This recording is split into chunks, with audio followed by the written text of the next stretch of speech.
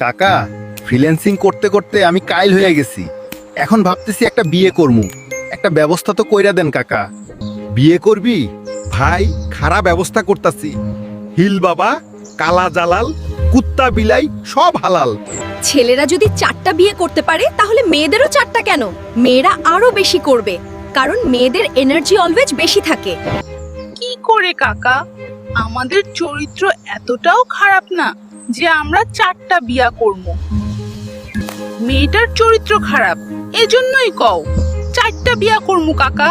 আমি 4টা বিয়া করমু না। এর থেকে ভালো আমি বিয়েই করমু না। এর থেকে ভালো আমি ইমুতে গিয়া ফ্রিল্যান্সিং করি। আমরা কাপড় ব্লগ করুম। কেমন হবে ভাবি? ভালোই তো হবে। কিন্তু ভাবি, আপনার তো স্বামী নাই। ভাবি, ভাবছিলাম আমি জামাই নিয়া কাপড় ব্লগের নামে নষ্টামি করুম। এটা আর আমার কপালে হইল না। থাক ভাবি, কাইন্দেন না। কাপল ব্লক না করতে পারি, কিন্তু ইমো ফ্রিল্যান্সিং তো ঠিকই করতে পারমু। ভাবি, গুড আইডিয়া।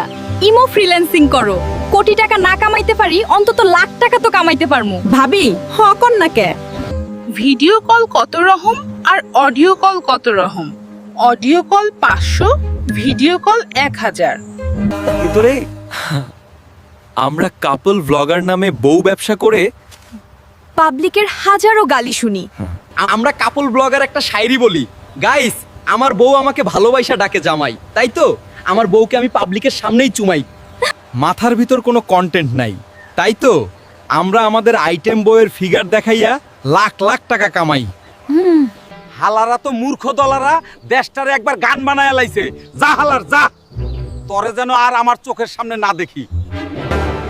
হাই কাছে যদি তোরে আবার দেই, তোর বিজি কাইটা হাতে ধরাই দিমু। চাচা, আমরা তো কাপল ব্লগ করি, বউ ব্যবসা তো করি না। বউ ব্যবসা তো করি না। ভাতিজারা, তোমরা একটু ভালোভাবে লক্ষ্য করছো? সামান্য view, like, comment, share, subscribe আর ফলোয়ারের জন্য মানুষ কি নষ্টামি শুরু করছি। হাই হাই রে, হাই হাই রে।